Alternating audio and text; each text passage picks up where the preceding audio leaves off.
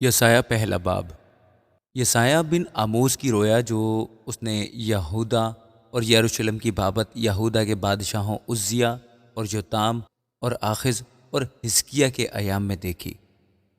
سن اے آسمان اور کان لگا اے زمین کہ خداوند یوں فرماتا ہے کہ میں نے لڑکوں کو پالا اور پوسا پر انہوں نے مجھ سے سرکشی کی۔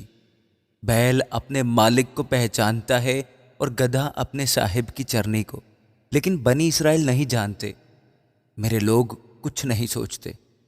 آہ خطا کار گروہ، بد کرداری سے لدی ہوئی قوم، بد کرداروں کی نسل، مکار اولاد جنہوں نے خداوند کو ترک کیا، اسرائیل کے قدوس کو حقیر جانا اور گمراہ و برگشتہ ہو گئے۔ تم کیوں زیادہ بغاوت کر کے اور مار کھاؤ گے؟ تمام سر بیمار ہے اور دل بالکل سست ہے، تلوے سے لے کر چاندی تک اس میں کہیں صحت نہیں، فقط زخم اور چوٹ اور سڑے ہوئے گھاؤ ہی ہیں جو نہ دبائے گئے نہ باندھے گئے نہ تیل سے نرم کیے گئے ہیں۔ تمہارا ملک اجاڑ ہے، تمہاری بستیاں جل گئیں، پردیسی تمہاری زمین کو تمہارے سامنے نگلتے ہیں، وہ ویران ہے گویا اسے اجنبی لوگوں نے اجاڑا ہے، اور سیون کی بیٹی چھوڑ دی گئی ہے، جیسی جھونپڑی پاکستان میں اور چھپر ککڑی کے کھیت میں، یا اس شہر کی مانند جو محصور ہو گیا ہو۔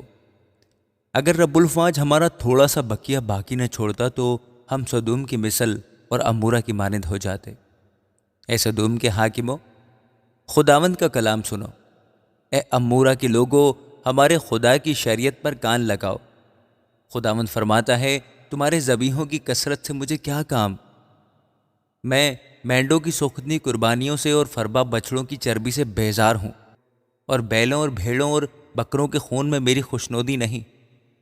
جب تم میرے حضور آ کر میرے دیدار کے طالب ہوتے ہو تو کون تم سے یہ چاہتا ہے کہ میری بارگاہوں کو روندو؟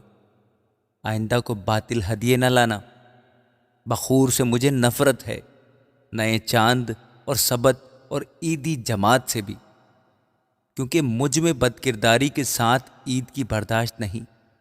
میرے دل کو تمہارے نئے چاندوں اور تمہاری مقررہ عیدوں سے نفرت ہے، وہ مجھ پر بار ہیں، میں ان کی برداشت نہیں کر سکتا۔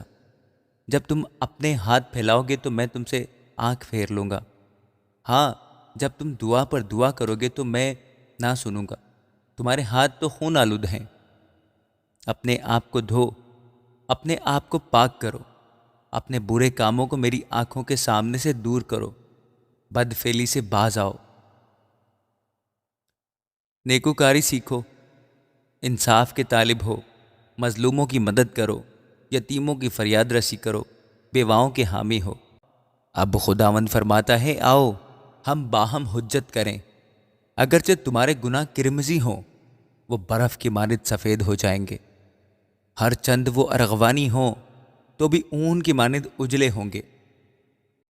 اگر تم راضی اور فرما بردار ہو تو زمین کے اچھے اچھے پھل کھاؤ گے، پر اگر تم انکار کرو اور باغی ہو تو تلوار کا لقمہ ہو جاؤ گے، کیونکہ خداوند نے اپنے منہ سے یہ فرمایا ہے۔ وفادار بستی کیسی بدکار ہو گئی، وہ تو انصاف سے معمور تھی اور راست بازی اس میں بستی تھی، لیکن اب خونی رہتے ہیں۔ تیری چاندی میل ہو گئی، تیری مے میں پانی مل گیا۔ تیرے سردار گردن کش اور چوروں کے ساتھی ہیں، ان میں سے ہر ایک رشوت دوست اور انعام کا طالب ہے۔ وہ یتیموں کا انصاف نہیں کرتے اور بیواؤں کی فریاد ان تک نہیں پہنچتی۔ اس لیے خداوند رب الفاج اسرائیل کا قادر یوں فرماتا ہے کہ آہ میں ضرور اپنے مخالفوں سے آرام پاؤں گا اور اپنے دشمنوں سے انتقام لوں گا، اور میں تجھ پر اپنا ہاتھ بڑھاؤں گا اور تیری میل بالکل دور کر دوں گا، اور اس رانگے کو جو تجھ میں ملا ہے جدا کروں گا، اور میں تیرے قاضیوں کو پہلے کی طرح اور تیرے مشیروں کو ابتدا کے مطابق بحال کروں گا۔ اس کے بعد تو راست باز بستی اور وفادار آبادی کہلائے گی۔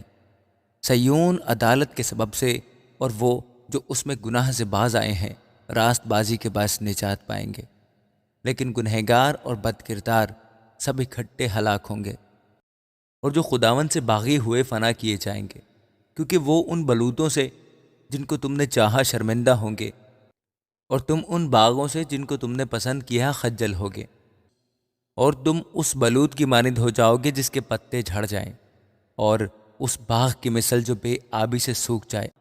وہاں کا پہلوان ایسا ہو جائے گا جیسا سن، اور اس کا کام چنگاری ہو جائے گا۔ وہ دونوں باہم مل جائیں گے اور کوئی ان کی آگ نہ بجھائے گا۔ آمین۔ یسایہ دوسرا باب۔ وہ بات جو یسایہ بن آموس نے یہودا اور یروشلم کے حق میں رویا میں دیکھی۔ آخری دنوں میں یوں ہوگا کہ خداوند کے گھر کا پہاڑ پہاڑوں کی چوٹی پر قائم کیا جائے گا اور ٹیلوں سے بلند ہوگا، اور سب قومیں وہاں پہنچیں گی، بلکہ بہت سی امتیں آئیں گی اور کہیں گی آؤ خداوند کے پہاڑ پر چڑھیں، یعنی یعقوب کے خدا کے گھر میں داخل ہوں، اور وہ اپنی راہیں ہم کو بتائے گا اور ہم اس کے راستوں پر چلیں گے، کیونکہ شریعت سیون سے اور خداوند کا کلام یروشلم سے صادر ہوگا، اور وہ قوموں کے درمیان عدالت کرے گا اور بہت سی امتوں کو ڈانٹے گا، اور وہ اپنی تلواروں کو توڑ کر پھالیں اور اپنے بھالوں کو ہنسویں بنا ڈالیں گے، اور قوم قوم پر تلوار نہ چلائے گی، اور وہ پھر کبھی جنگ کرنا نہ سیکھیں گے۔ اے یعقوب کے گھرانے آؤ، ہم خداوند کی روشنی میں چلیں۔ تم نے تو اپنے لوگوں یعنی یعقوب کے گھرانے کو ترک کیا، اس لیے کہ وہ اہل مشرق کی رسوم سے پر ہیں، اور فلسطینیوں کی مانند شگون لیتے اور بیگانوں کی اولاد کے ساتھ ہاتھ پر ہاتھ مارتے ہیں، اور ان کا ملک سونے چاندی سے مالا مال ہے، اور ان کے گھرانوں کی کچھ انتہا نہیں، اور ان کا ملک گھوڑوں سے بھرا ہے، اور ان کے رتھوں کا کچھ شمار نہیں، اور ان کی سرزمین بتوں سے بھی پر ہے۔ وہ اپنے ہی ہاتھوں کی صنعت یعنی اپنی ہی انگلیوں کی کاریگری کو سجدہ کرتے ہیں۔ اس سبب سے چھوٹا آدمی پست کیا جاتا ہے اور بڑا آدمی ذلیل ہوتا ہے، اور تو ان کو ہرگز معاف نہ کرے گا۔ خداوند کے خوف سے اور اس کے جلال کی شوکت سے چٹان میں گھس جا اور خاک میں چھپ جا۔ انسان کی اونچی نگاہ نیچی کی جائے گی، اور بنی آدم کا تکبر پست ہو جائے گا، اور اس روز خداوند ہی سربلند ہوگا، کیونکہ رب الفاظ کا دن تمام مغروروں، بلند نظروں اور متکبروں پر آئے گا، اور وہ پست کیے جائیں گے، اور لبنان کے سب دیوداروں پر جو بلند اور اونچے ہیں، اور بسن کے سب بلوتوں پر، اور سب اونچے پہاڑوں اور سب بلند ٹیلوں پر، اور ہر ایک اونچے برج پر، اور ہر ایک فسیلی دیوار پر، اور ترسس کے سب جہازوں پر، غرض ہر ایک خوشنما منظر اور آدمی کا تکبر زیر کیا جائے گا، اور لوگوں کی بلند بینی پست کی جائے گی، اور اس روز خداوند ہی سربلند ہوگا، اور تمام بت بالکل فنا ہو جائیں گے۔ اور جب خداوند اٹھے گا کہ زمین کو شدت سے ہلائے، تو لوگ اس کے ڈر سے اور اس کے جلال کی شوکت سے پہاڑوں کے غاروں اور زمین کے شگافوں میں گھسیں گے۔ اس روز لوگ اپنے سونے چاندی کی مورتوں کو جو انہوں نے پوجنے کے لیے بنائی چچھندروں اور چمگادڑوں کے آگے پھینک دیں گے، تاکہ جب خداوند زمین کو شدت سے ہلانے کے لیے اٹھے تو اس کے خوف سے اور اس کے جلال کی شوکت سے چٹانوں کے غاروں اور ناہموار پتھروں کے شگافوں میں گھس جائیں۔ بس تم انسان سے جس کا دم اس کے نتنوں میں ہے باز رہو، کیونکہ اس کی کیا قدر ہے۔ آمین۔